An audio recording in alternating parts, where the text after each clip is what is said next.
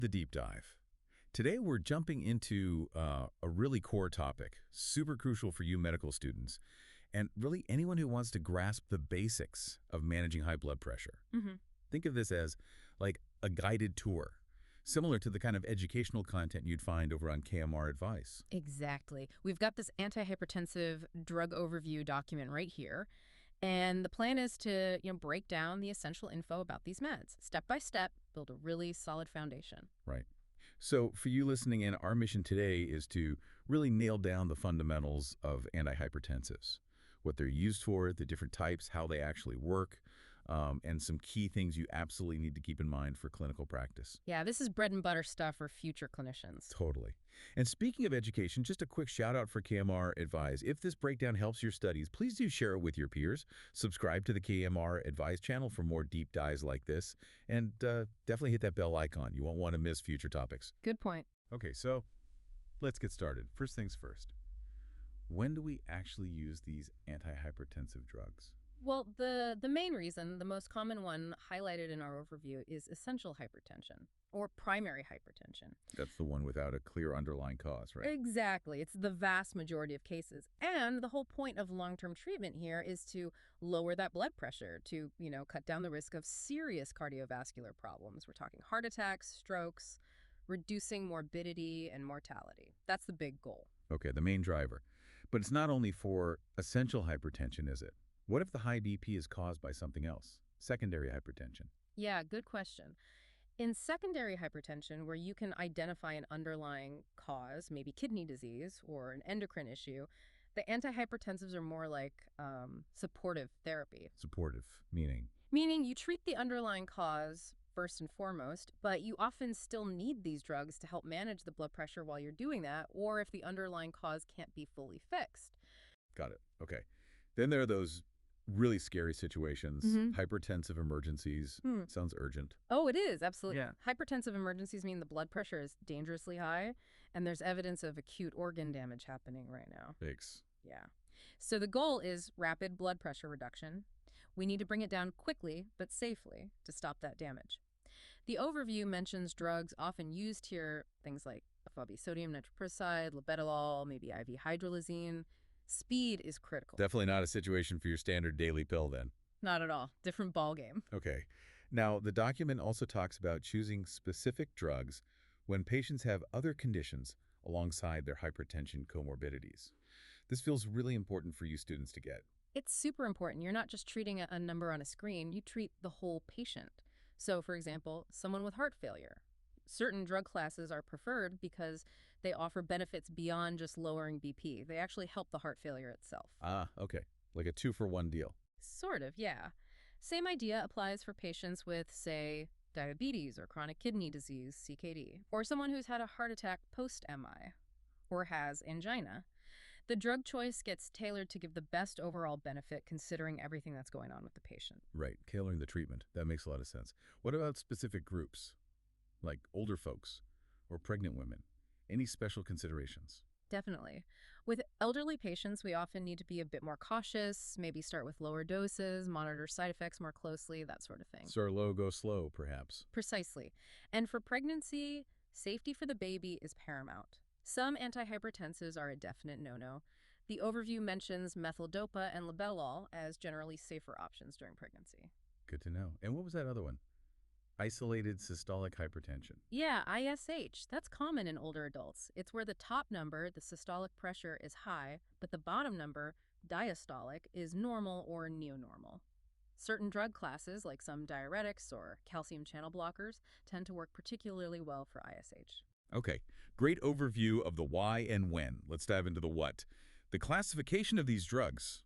Looks like a pretty long list here in the overview. It is comprehensive, but we can tackle it logically. First up, diuretics, sometimes called water pills. Right. They help you get rid of fluid. Exactly. They make the kidneys excrete more sodium and water, which reduces the volume of fluid in your blood vessels, and that lowers pressure. We've got a few types. Thiazides are a big one, like hydrochlorothiazide. You'll see it written as HCTZ all the time. Or chlorthalidone, indapamide. And the overview says they're often first line. Often, yes, especially for uncomplicated hypertension, and they work well in older adults too. Then you have loop diuretics like furosemide. These are more potent, generally used if there's also kidney failure or significant heart failure with fluid overload. Okay, so stronger for tougher situations. Kind of. And finally, potassium-sparing diuretics spironolactone, amiloride. As the name suggests, they help get rid of fluid without causing as much potassium loss as the others, sometimes used in combination. Got it. Diuretics, thiazides, loops, K-sparing. What's next? Next up, a really important class, the ACE inhibitors, angiotensin-converting enzyme inhibitors. Examples. Think captopril, enalapril, lisinopril, ramipril. These are super common. They work by blocking an enzyme, ACE, which stops the body producing angiotensin II. And angiotensin II does what normally? It's a potent vasoconstrictor. It tightens blood vessels and also triggers aldosterone release, which makes you retain salt and water. So blocking it means vessels relax, you retain less fluid, and blood pressure drops. Okay, and the overview highlights specific uses. Big time. ACE inhibitors are often preferred agents for patients with diabetes, especially if they have kidney issues because they have a protective effect on the kidneys. Also great for CKD in general, post-heart attack, and if there's left ventricular hypertrophy or LVH, that's thickening of the heart muscle, really key points for you to remember. Definitely. But I've heard they can have a common side effect, a cough. Yes, the infamous ACE inhibitor cough. It can be quite persistent and annoying for some patients. If that happens, or if someone develops angioedema that's swelling, can be serious, then we often switch to the next class. Watch is. Angiotensin receptor blockers, or ARBs. Losartan, valsartan, telmisartan, candesartan are common examples. How do they differ from ACE inhibitors? They target the same system, the RAAS, but at a different point.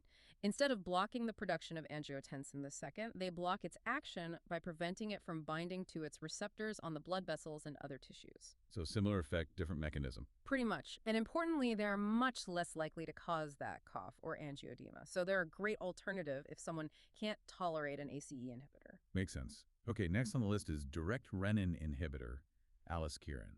Sounds a bit different. It is. It's a newer class and acts even earlier in that whole RAAS cascade. It directly inhibits renin, the enzyme that kicks the whole process off. So upstream inhibition. Exactly. Aliskiren is generally used as an add-on therapy, not usually first line on its own. All right, moving on to calcium channel blockers, CCBs. I know there are different types here too. Yep. Two main groups. First, the dihydropyridines, think amlodipine, nifedipine. These primarily work on the calcium channels in the smooth muscle of blood vessels. Blocking calcium entry makes the muscle relax, the vessels dilate, and pressure goes down. Okay, mainly vessel relaxation. Right. Then you have the non-dihydropyridines, verapamil and diltiazem. They also work on blood vessels, but they have more significant effects on the heart itself, slowing the heart rate and reducing the force of contraction. So they affect the heart more directly. Correct. The overview notes that CCBs, especially the dihydropyridines like amlodipine, are really useful in older patients for that isolated systolic hypertension we mentioned, managing angina, and crucially, they're often a good choice for patients who also have asthma or COPD, because unlike some other classes, they don't typically constrict the airways. That's a very practical point. Good to know for patients with breathing issues. Okay, next up, beta blockers. Propranolol, metoprolol, atenolol, bisoprolol. Lots of ulols. The OLOLs, exactly. Beta blockers work by blocking the effects of adrenaline, or epinephrine and noradrenaline, on beta receptors, mainly in the heart. So they slow the heart down. They slow the heart rate, reduce how forcefully it contracts, and that lowers cardiac output and blood pressure. They also reduce renin release from the kidneys. Now, the overview points out they aren't typically first line for just high blood pressure anymore, especially in older adults. Oh, interesting. So when are they preferred? They're still very important post-heart attack for patients with angina, sometimes in younger individuals with hypertension, and critically, certain specific beta blockers like metoprolol succinate, carvedilol, and bisoprolol have proven benefits in treating heart failure. Not just any beta blocker, though. Okay, specific uses. Got it. And then there are alpha plus beta blockers, labetalol, carvedilol, dual action. Yep, dual action. They block beta receptors like other beta blockers, reducing heart rate and output. But they also block alpha-1 receptors on blood vessels, causing vasodilation. So tackling from both angles. Exactly. This makes them useful in certain situations like hypertensive emergencies, as we mentioned labetalol earlier, and carvedilol is one of those key drugs used in heart failure management. Okay. Next, alpha-1 blockers specifically. Prazosin, terazosin, doxazosin. These block just the alpha-1 receptors on vascular smooth muscle. Blocking these receptors prevents norepinephrine from constricting the vessels, so they relax, and pressure drops. Any particular niche for these? Yes, they're often used in men who have both hypertension and benign prostatic hyperplasia, BPH, and enlarged prostate, because they relax smooth muscle in the prostate and bladder neck too, improving urinary symptoms. They can also be part of the mix for resistant hypertension. Ah, the BPH connection is useful. Okay, nearing the end of the list. Central sympatholytics. Clonidine, methyldopa. We mentioned methyldopa for pregnancy. Right, these drugs work centrally in the brainstem. They stimulate alpha-2 receptors there, which actually decreases the sympathetic outflow from the brain to the rest of the body. So they calm down the whole sympathetic nervous system drive. Kind of, yeah. Less sympathetic stimulation means lower heart rate, less vasoconstriction, lower blood pressure. Methyldopa is a key option for pregnancy-related hypertension. Clonidine can be used for resistant hypertension or sometimes more urgently. They can cause sedation, though. Good to know. Almost there. Vasodilators. Yeah. Hydrolysine, minoxidil, diazoxide, sodium nitroprusside. Sounds pretty direct. Very direct. These drugs work straight on the smooth muscle cells in the walls of arteries, causing them to relax and dilate. This leads to a drop in peripheral resistance and blood pressure. Are they used commonly? Not usually first line. They're typically reserved for more severe or resistant hypertension that hasn't responded to other drugs, or, like sodium nitroprusside, for hypertensive emergencies where you need potent, rapid lowering of blood pressure. Okay, the heavy hitters, perhaps. Yeah. And finally, the overview mentions some others historical. Reserpine, guanethidine. Yeah, those are older agents. Reserpine, guanethidine, ganglion blockers. You really don't see them used much, if at all, anymore. They had significant side effects, and we just have much better, safer, and more effective options now. So mainly of historical interest for you. Phew. Okay, that's a lot of classes. Thanks for breaking that down. Yeah. Now, the overview has this section called Keynotes, which seems to pull out the absolute must-know points from that classification. Exactly. It's like the highlight reel. First point, thiazide diuretics. Remember, often first line for uncomplicated hypertension.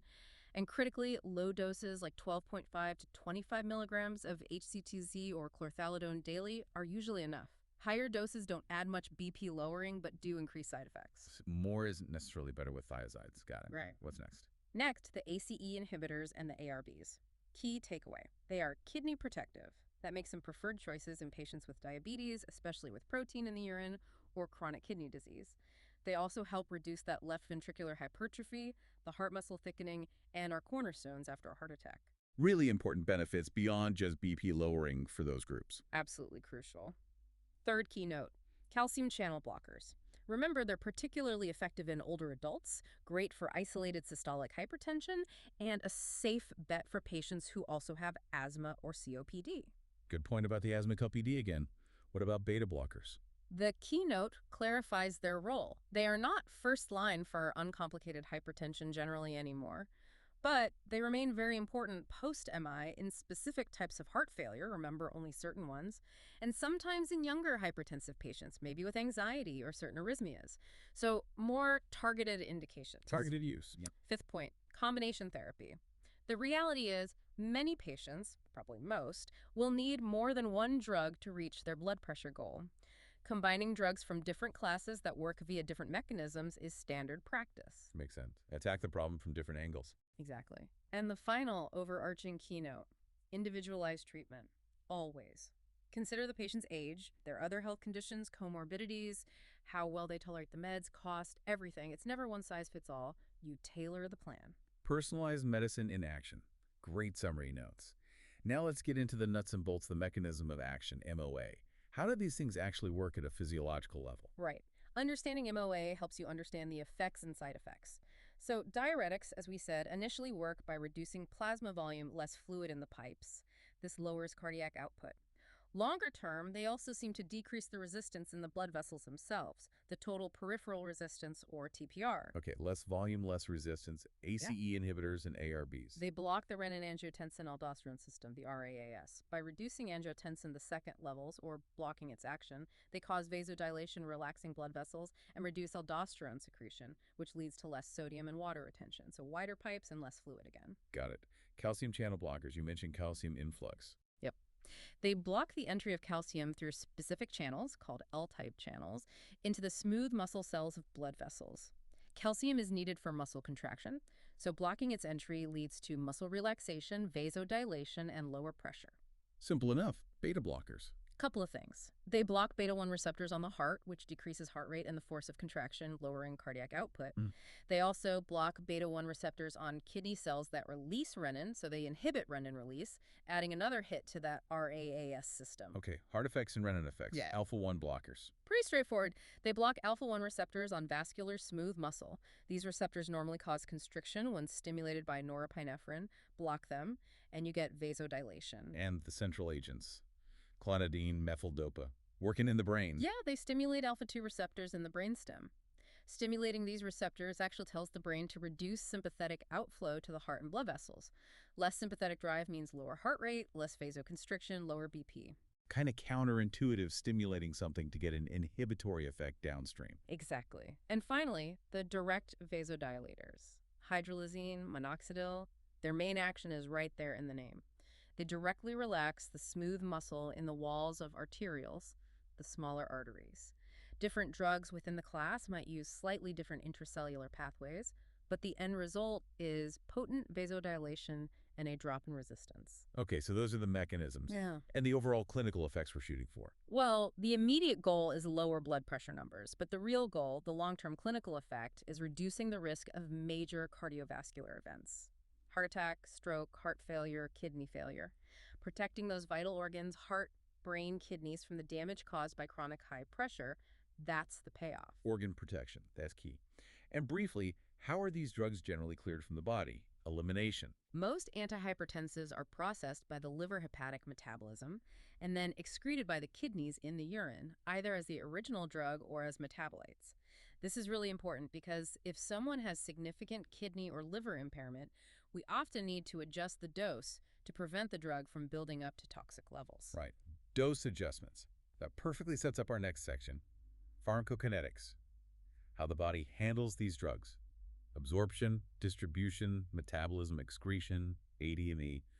The overview has a useful table. Yeah, let's look at a few key examples from that table. Hydrochlorothiazide, HCTZ, taken orally, starts working in about 2 hours. Minimal liver metabolism, mostly excreted unchanged by the kidneys. Okay, enalapril, the ACE inhibitor. Also oral. Kicks in around 1 hour. It's a prodrug, remember? So it needs to be activated by the liver first, then the active form is excreted by the kidneys. The prodrug concept. Amlodipine, the CCB. Oral again, but slower onset, 6 to 12 hours maybe. Extensively metabolized by the liver, then kidney excretion. Slower onset. Interesting. Propranolol, beta blocker. Can be oral or IV. Onset is pretty quick, 1-2 hours orally. Major liver metabolism first pass effect is significant, then renal excretion. Labetalol, the alpha-beta blocker. Oral or 5. Oral onset around 2 hours. Liver metabolism, kidney excretion. And methyldopa. For pregnancy. Oral. Slower onset, 4 to 6 hours. Again, liver metabolism and renal excretion. So you see, while most are oral, the onset times, need for liver activation, and reliance on kidney excretion vary quite a bit. That's a helpful comparison. And the overview throws in a couple of clinical pearls related to pharmacokinetics. Practical tips. Yes. First one compares clothalidone to HCTZ. While both are thiazides, clothalidone has a significantly longer duration of action, stays in the system longer. Which means? Which means it might provide smoother, more consistent 24-hour blood pressure control with just once-a-day dosing. So some guidelines actually prefer clothalidone for that reason. Longer action, better control. Okay, second pearl. Just reiterates what we touched on, the need for dose adjustments for ACE inhibitors and ARBs if kidney function is impaired. Because they rely on renal excretion, reduced function means the drug hangs around longer. You need to lower the dose to avoid problems. Crucial safety point, especially with CKD being common alongside hypertension. All right, inevitably we have to talk about the downsides. Adverse effects. Always a big consideration. Absolutely. No drug is without potential side effects. The overview groups them nicely. Let's start with diuretics again. Electrolytes are a big watch out. Thiazides and loops can cause hypoclemia, low potassium. Hypo. Okay. Whereas the potassium-sparing ones, like spironolactone and also ACE inhibitors and ARBs, can cause hyperkalemia, high potassium. So you got to monitor those potassium levels. Makes sense. What else with diuretics? Thiazides can also cause metabolic issues, raise blood sugar, hyperglycemia, raise uric acid, hyperuricemia, bad for gout patients, and potentially mess with lipid levels, dyslipidemia. Need to monitor those too. Okay. What about kidney effects from the RAAS, LA blockers, ACEs, and ARBs? Generally, they're kidney protective, remember.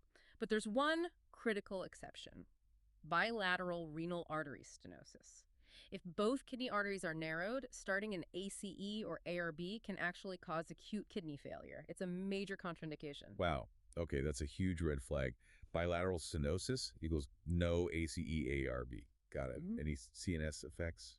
Brain effects? Some of the central agents like clonidine and methyl-dopa are known for causing sedation, drowsiness, maybe dry mouth, can be dose limiting for some people. Okay. Cardiovascular side effects For sure. from beta blockers or CCBs? Yeah.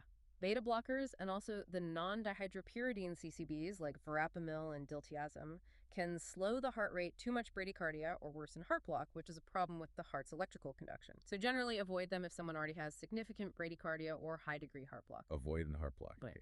Any other specific, maybe quirky side effects linked to certain drugs? Yeah, definitely. The ACE inhibitor cough we mentioned is classic. Angioedema, while rarer, is serious.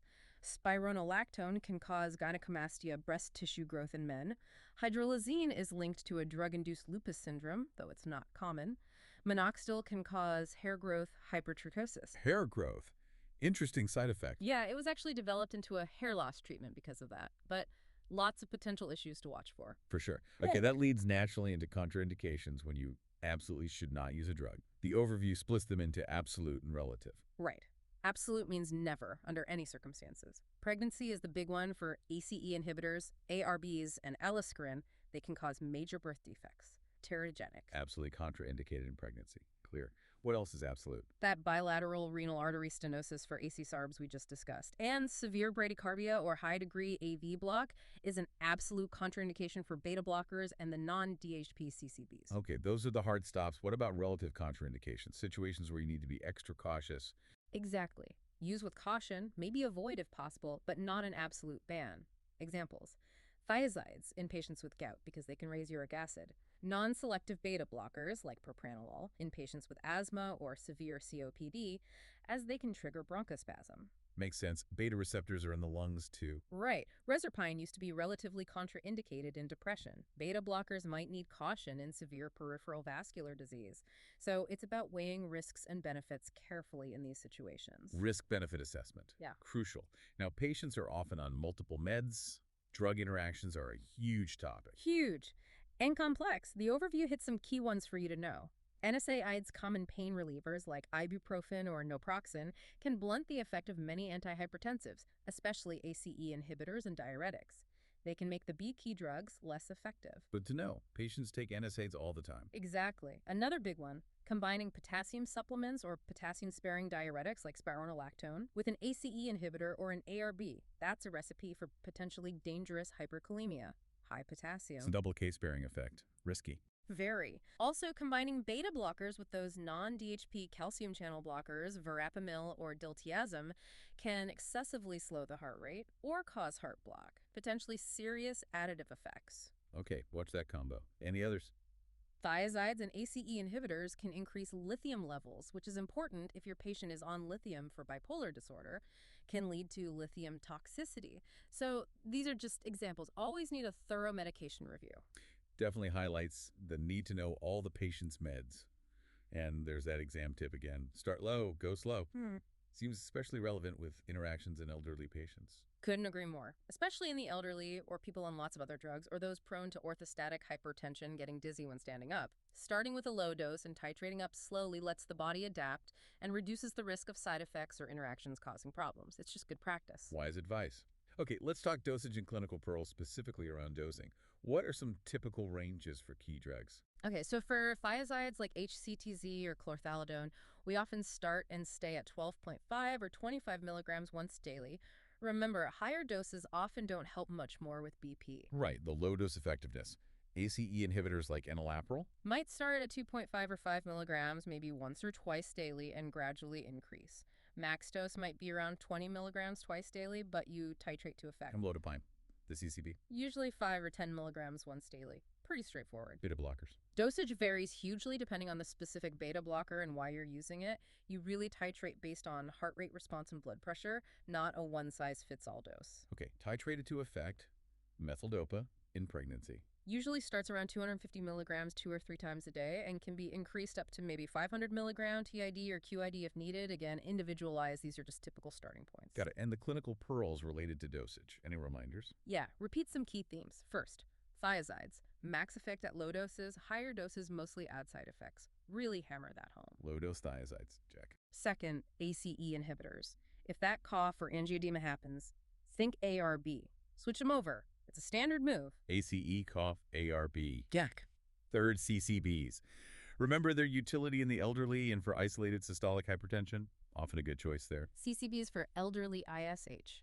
Check. And finally, beta blockers.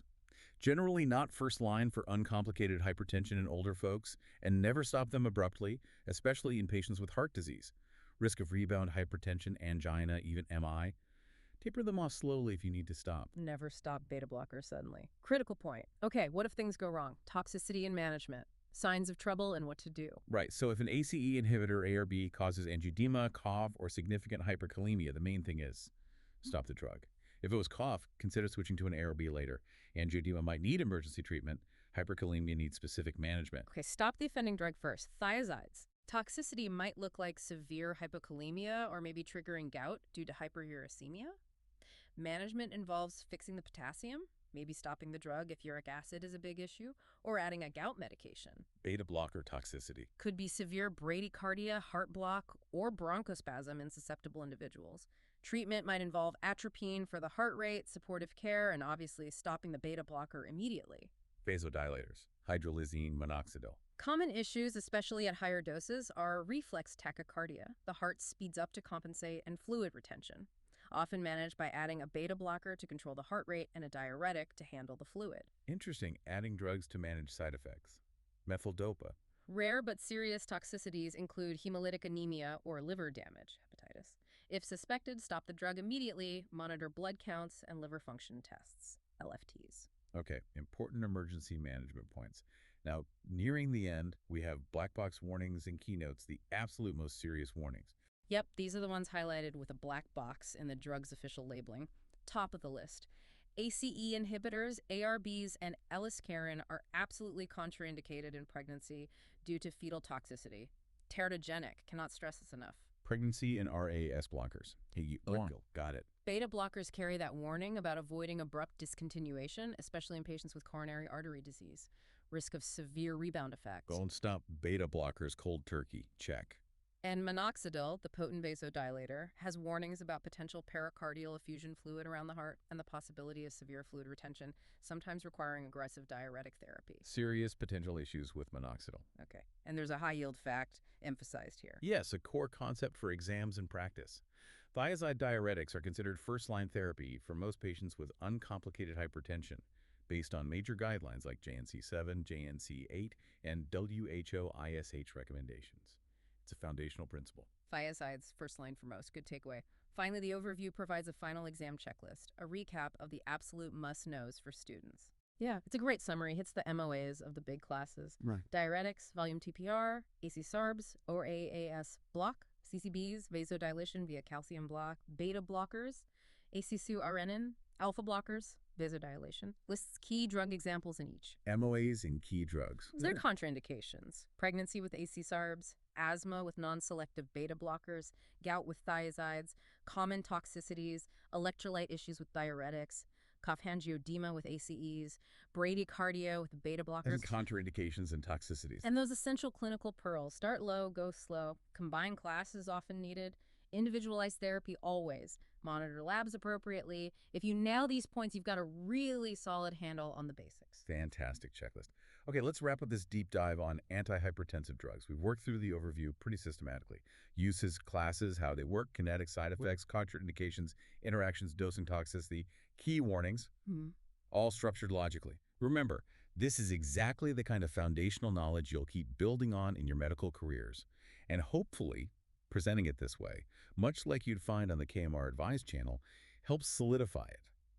Understanding these basics is just non-negotiable for managing hypertension effectively. Absolutely. If any part felt particularly dense, feel free to rewind or check out related content on KMR Advise. This provides the foundation, but there's always more to learn. Definitely. And maybe a final thought for you listeners to chew on. As you go forward, considering this huge range of drugs and how different every patient is, what are the really key factors, maybe even ethical considerations, you'll weigh when deciding on the best, safest, most appropriate treatment plan for each individual person sitting in front of you? Something to think about. That's a great question to carry forward. Really important. And one last reminder. Yeah. For more educational content like this, aimed at helping you succeed, please do like this discussion, share with your colleagues and classmates, subscribe to KMR Advise, and yeah, hit that notification bell so you don't miss out on future deep dives. Thanks for tuning in.